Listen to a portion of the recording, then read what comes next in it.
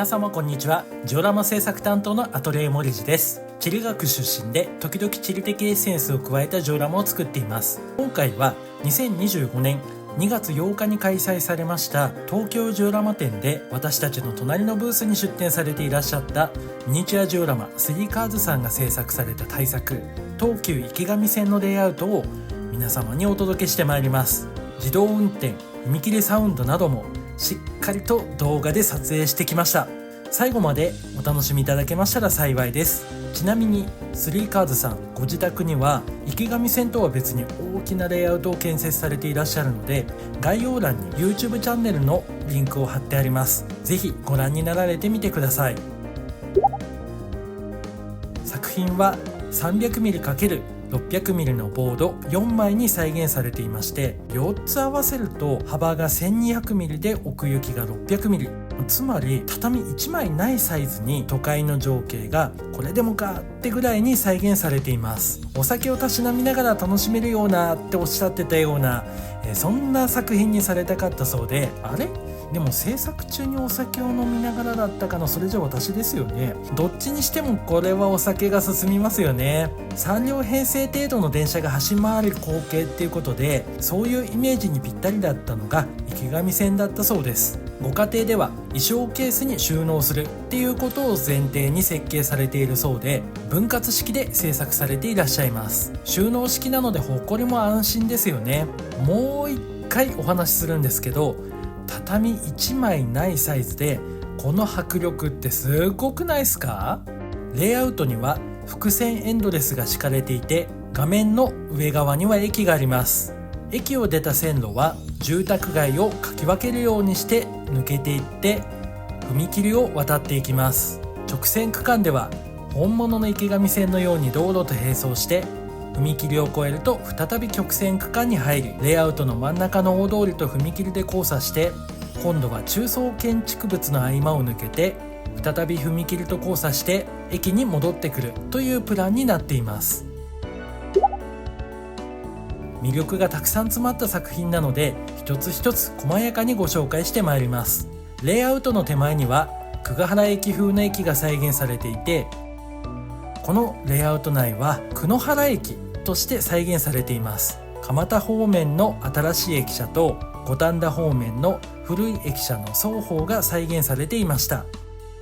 駅前のサミットもしっかり再現されていて、やっぱりこういうランドマークがあると印象って変わるよなって思いました。印象的な河川柱と印象的なサミットの建物が共演すると、現地に行ったことないんですけどちょっとニヤリとしちゃいます。ホームに設置された自作のホームドアがとっても目を引くんですけど、ホーム端の階段ですとか、そしてこのホームドア周りの展示ブロックですとか、警戒塗装ですとか、そしてホームドアのセンサーですとか、ホーム照明、そしてホームのカメラなど全て 3D プリンターで自作されたそうです。今度は駅の脇の道路に視線を移します。ゴミ捨て場、例えばこれですね、もう気になっちゃって3カーズさんにお話伺ったんですけど、お話伺ったら大田区って青いネットなんだそうです。私こういう表現大好きなんで、川崎は黄色いネットですとかどうでもいい話をですね、3カーズさんとゴミ捨て場談義をしてしまいました。ちなみにカーブミラーも 3D プリンターでのご自作だそうです。やっぱり 3D プリンター欲しくなっちゃいました。ここだけじゃなくって側溝ですとか道路の表記類ですとか、こういう細かなところもしっかりと再現されていらっしゃいます。駅に電車が停車していると見えなくなってしまうようなところもしっかり作り込まれていました。駅周辺の市街地も既製品をうまく活用されていて、いい雰囲気で仕上がっています。現地同様に2種類の河川柱がホームの屋根を突き抜けていました。この屋根を抜ける河川柱の再現って今私もやってるんですけど、これ結構難しいんですよね。あとホームの屋根はペーパー製なんだそうです。これお話伺うまで気づきませんでした。各私鉄の都内の地上区間だとこんな感じの雰囲気の場所ってありますよね。駅の蒲田側から少し視線を下げてみて撮影しました。太陽光を意識して画像を修正してみましたって、私じゃなくて吉天さんがやってくれたんですけど、ここの駅のエリアだけでも様々なアングルの画像が撮影できてすごく楽しかったです。ここまで駅のご紹介でした。イベントの時隣のブースで立っていてものすごく印象に残ったのがこのレイアウトのコーナー部分にあったこちらの踏切。なんで印象に残ったかってこの踏切ちゃんと動作するんです。ぜひこの動作をご覧いただきたいのでしばらく私話すのやめますのでぜひ動画をお楽しみください。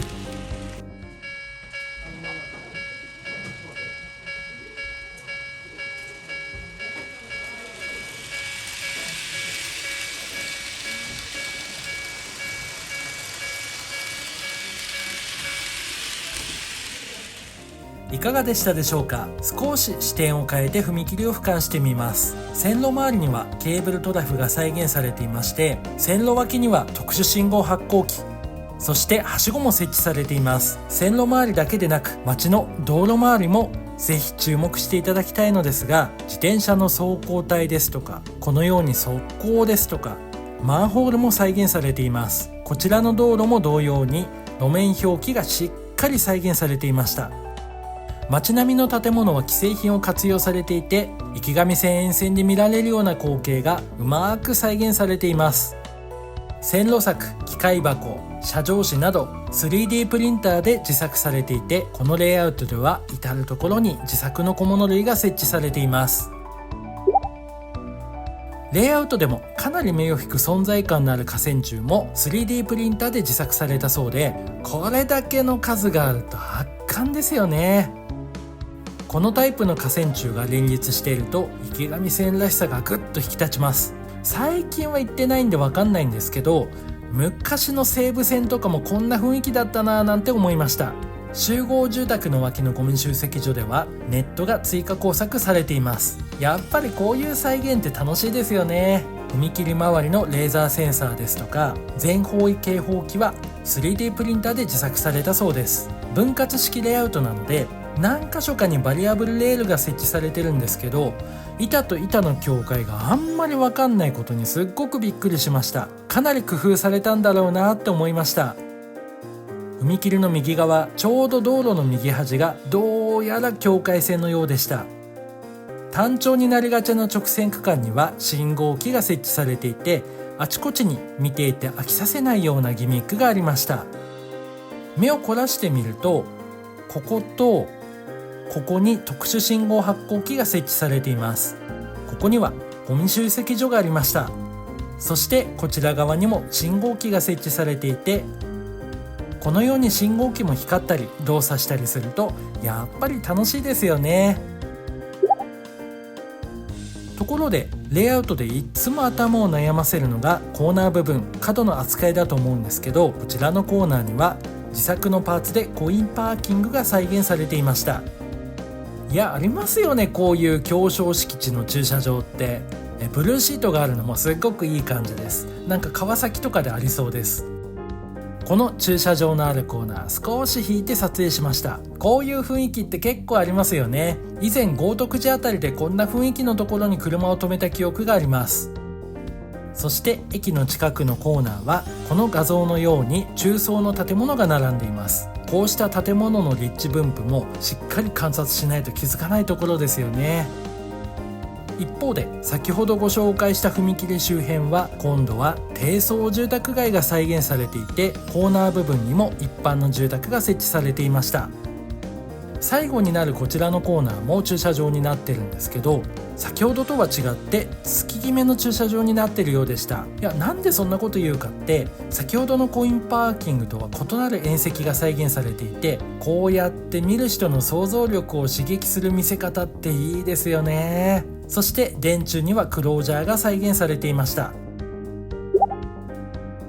レイアウトの中央部にはバス通りもある大通りがあって個人的には駒沢周辺の鶴巻ですとかこんな感じだったよなーなんて思ってニヤニヤしていました。やっぱりサミットは存在感があります。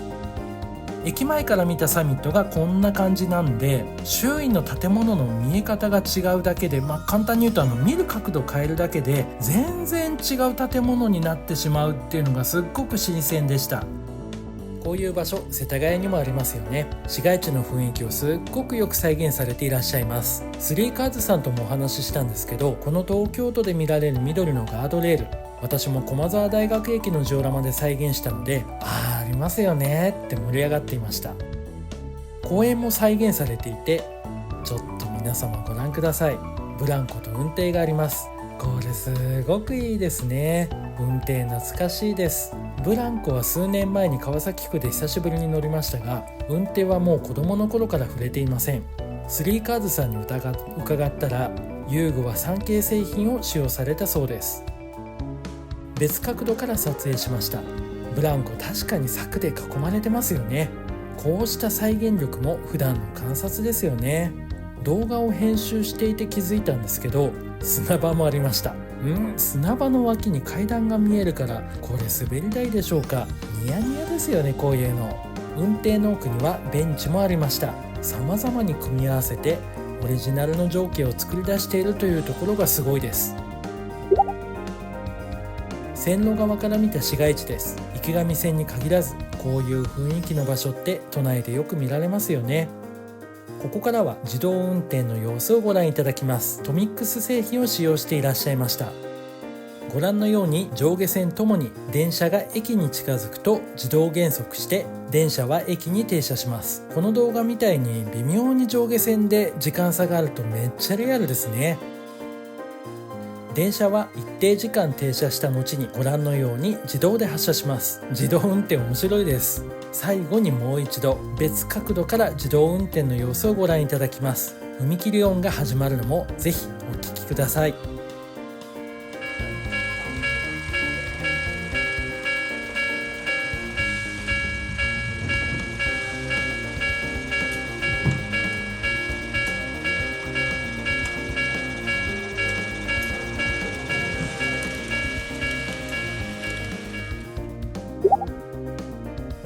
最後にレイアウトの走行動画をお楽しみいただきます。今回は動画化にあたりましてミニチュアジオラマスリーカーズさんにご協力いただきました。スリーカーズさんありがとうございました。この後30秒ぐらいではございますが、走行シーン、踏切動作の全貌を音声解説なしでご覧いただきます。ぜひこの臨場感をお楽しみください。